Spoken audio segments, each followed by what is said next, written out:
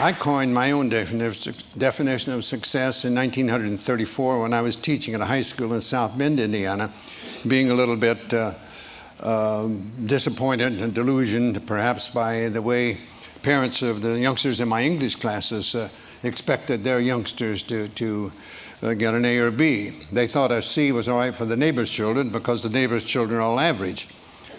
But they weren't satisfied with their own and would make the teacher feel that they had failed or the youngster had failed, and that's not right. The good Lord in his infinite wisdom didn't create us all equal as far as intelligence is concerned, any more than we're equal as far as size, appearance. Not everybody could earn an A or B, and I didn't like that way of judging, and I did know how the alumni of various schools back in the 30s judged coaches and athletic teams. If you won them all, you were considered to be reasonably successful.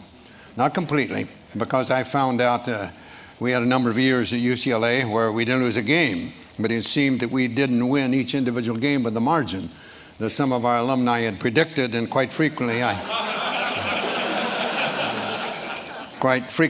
really felt that they had backed up their predictions in a more materialistic manner.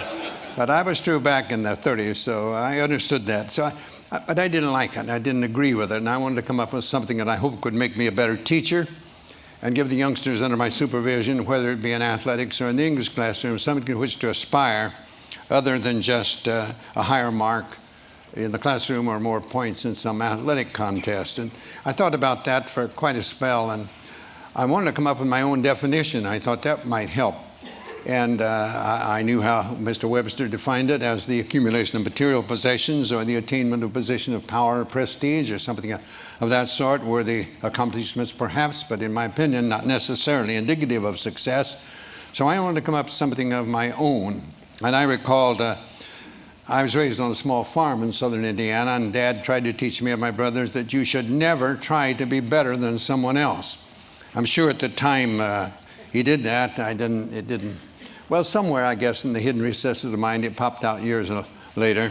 Never try to be better than someone else. Always learn from others.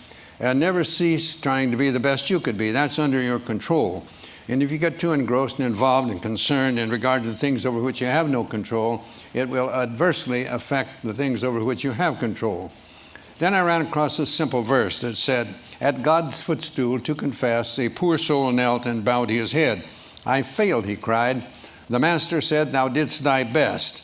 That is success. From those things and one other perhaps, I coined my own definition of success, which is peace of mind attained only through self-satisfaction in knowing you made the effort to do the best of which you're capable. I believe that's true. If you make the effort to do the best of which you're capable, trying to improve the situation that exists for you, I think that's success, and I don't think others can judge that. I think it's like character and reputation. Your reputation is what you're perceived to be. Your character is what you really are, and I think the character is much more important than what you are perceived to be. You'd hope they'd both be good, but they don't necessarily be the same. Well, that was my idea of what I was going to try to get across to the youngsters. I ran across other things. I love to teach, and it was mentioned by the previous speaker that I enjoy poetry, and I dabble in it a bit and love it. And there are some things that help me, I think, be better than I would have been. I know I'm not what I ought to be and not what I should be, but I think I'm better than I would have been if I hadn't run across certain things. And one was just a little verse that said, no written word, no spoken plea can teach our youth what they should be, nor all the books on all the shelves. It's what the teachers are themselves. That made an impression on me in the 1930s, and I tried to use that more or less in my teaching, whether it be in sports or whether it be in the English classroom. And I love poetry and always had an interest in that, and somehow, and maybe it's because Dad used to read to us at night with a coal oil lamp. We didn't have electricity in our farm home, and Dad would read poetry to us, so I always liked it. And about the same time that I ran across this one verse, I ran across another one that someone asked a lady teacher why she taught, and she, after some time, she said she wanted to think about that, and then she came up and said, they ask me why I teach, and I reply, where could I find such splendid company? There sits a statesman, strong, unbiased, wise, another later Webster, silver-tongued. A doctor sits beside him whose quick, steady hand may mend a bone or stem the lifeblood's flow. And there a builder, upward rise the arch of that church he builds, wherein that minister may speak the word of God and lead a stumbling soul to touch the Christ. And all about a gathering of teachers, farmers, merchants, laborers, those who work and vote and build and plan and pray into a great tomorrow. And I may say, I may not see the church or hear the word or eat the food their hands may grow, but yet again I may. And later I may say, I knew him once, and he was weak or strong or bold or proud or gay. I knew him once, but then he was a boy. They ask me why I teach, and I reply, where could I find such splendid company? And I believe the teaching profession, that's true. You have so many youngsters, like I think of my youngsters at UCLA, 30-some attorneys, 11 dentists, 10 doctors, many teachers in other professions. And that gives you a great deal of pleasure to see them go on. I've always tried to make the youngsters feel that they're there to get an education, number one. Basketball was second because it's paying their way. And they do need a little time for social activities, but you let social activities take a little precedence over the other two, and you're not going to have any very long. So that was the ideas that I tried to get across to the youngsters under my supervision. I had 3 rules pretty much that I stuck with practically all the time. I'd learned these prior to coming to UCLA, and I decided they were very important. One was never be late. Never be late.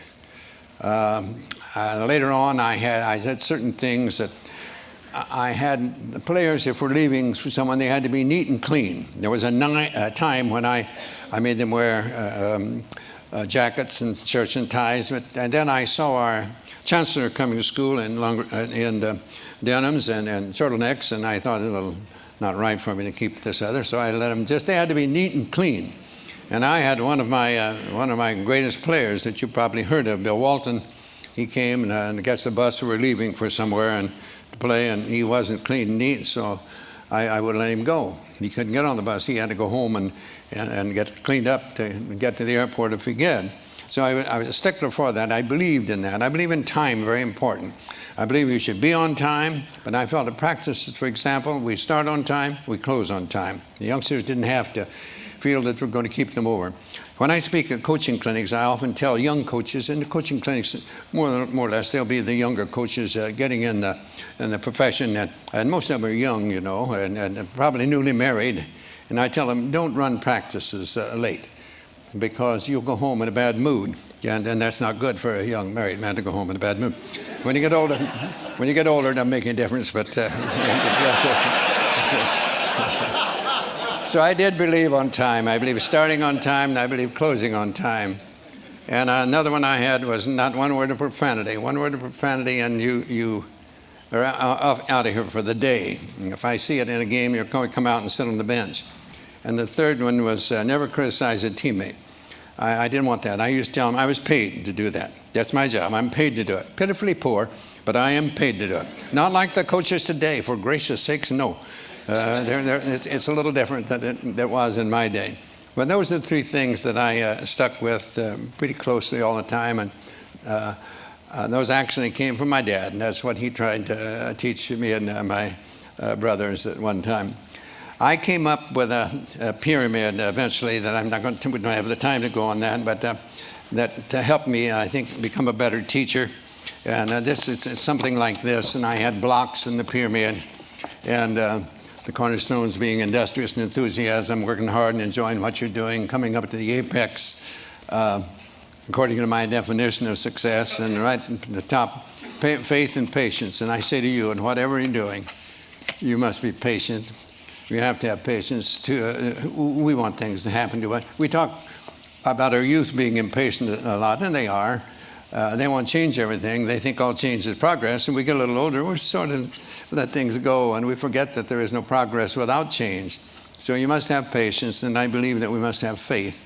I believe that we must believe, really believe, not just give it word service, believe that things will work out as they should, providing we do what we should.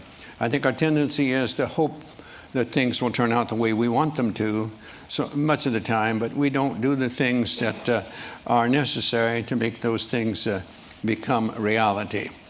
I worked on this for some 14 years, and I think it helped me become a better teacher, but it all evolved around that original definition of success. You know, a number of years ago, there was a Major League Baseball umpire by the name of George Moriarty, and he spelled Moriarty with only one I. I'd never seen that before, but he did.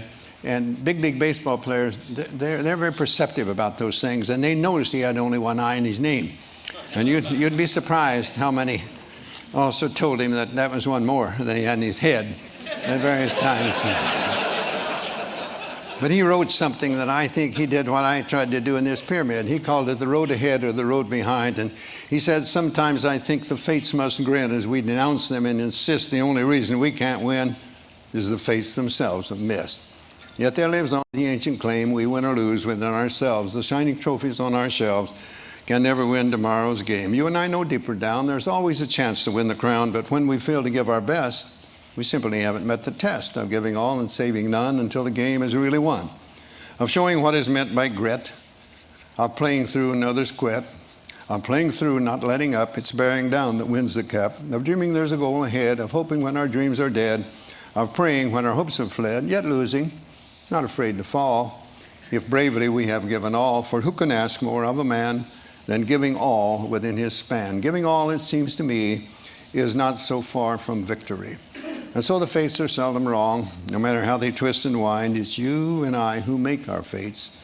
We open up or close the gates on the road ahead or the road behind. Reminds me of another set of threes that my dad tried to get across to us. Don't whine, don't complain, don't make excuses. You get out there and whatever you're doing, do it to the best of your ability. And no one can do more than that.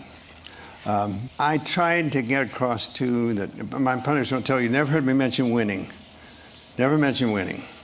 My idea is that you can lose when you outscore somebody in a game, and you can win when you're outscored. I've felt that way on certain occasions at various times. And I just wanted to be able to hold their head up after a game. I used to say that when a game is over and you see somebody that didn't know the outcome, I hope they couldn't tell by your actions whether you outscored an opponent or the opponent outscored you. And that's what really matters. If you make your effort to do the best you can regularly, the results will be about what they should be. Not necessarily what you would want them to be, but they'll be about what they should. And only you will know whether you can do that. And that's what I wanted from them more than anything else. And as time went by and I learned more about other things, I think it worked a little better as far as the results. But I wanted the score of a game to be the byproduct of these other things and not the end itself. I believe it was one great philosopher said, Cervantes. Cervantes said, the journey is better than the end. And I like that. I think that is. It's getting there. Sometimes when you get there, there's almost a letdown. But it's getting there that's the fun. I like to, as a basketball coach at UCLA, I liked our practices to be the journey. And the game would be the end result. And I'd like to go up and sit in the stands and watch the players play and see whether I'd done a decent job during the week. And there again, it's getting the players to get that self-satisfaction, knowing that they've made the effort to do the best of which they are capable. Sometimes I'm asked who was the best player I had over the best teams. I can never answer that. As far as the individual is concerned, I was asked one time about that, and it said, suppose that you in some way could make the perfect player, what would you want? And I said, well, I'd want one that knew why he was at UCLA and to get an education, that was a good student, really knew why he was there in the first place.